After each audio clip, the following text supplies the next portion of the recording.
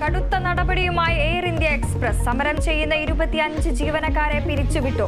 സിക്ക് ലീവ് ആസൂത്രിതമെന്ന് management. Air India അധികൃതരെയും ജീവനക്കാരെയും ചർച്ചയ്ക്ക് വിളിച്ച് കേന്ദ്ര സർക്കാർ.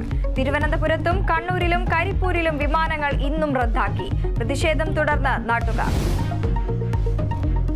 കൊച്ചി BPCL LPG ബോട്ട്ലിംഗ് പ്ലാന്റിൽ ഡ്രൈവർമാർ പണിമുടക്കുന്നു. 7 ജില്ലകളിലേക്കുള്ള വിതരണം മുടങ്ങി.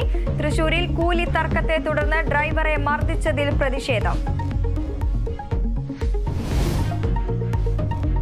ഡ്രൈവിംഗ് ടെസ്റ്റ് പരിഷ്കരണത്തിനെതിരെ പ്രതിഷേധം തുടരുന്നു. കോഴിക്കോട് മുക്കത്തും തലശ്ശേരിയിലും പ്രതിഷേധം. ഇരുസ്ഥലത്തും ടെസ്റ്റ് മുടങ്ങി.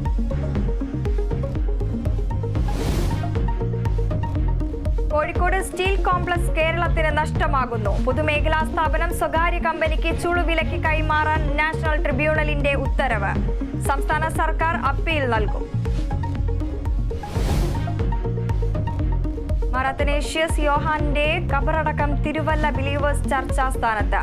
സംസ്കാര ചടങ്ങുകൾ തീരുമാനിക്കാൻ സഭാ സിനഡ് യോഗം വൈകിട്ട്. ബിഷപ്പിന്റെ മരണത്തിൽ ദുരൂഹതയില്ലെന്ന് സഭ.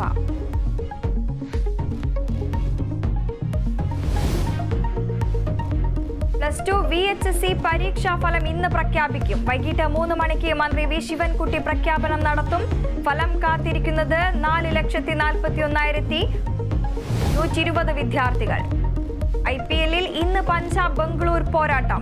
പ്ലേ ഓഫ് സാധ്യത നിലനിർത്താൻ ഇരു ടീമുകൾക്കും വിജയം നിർണായകം.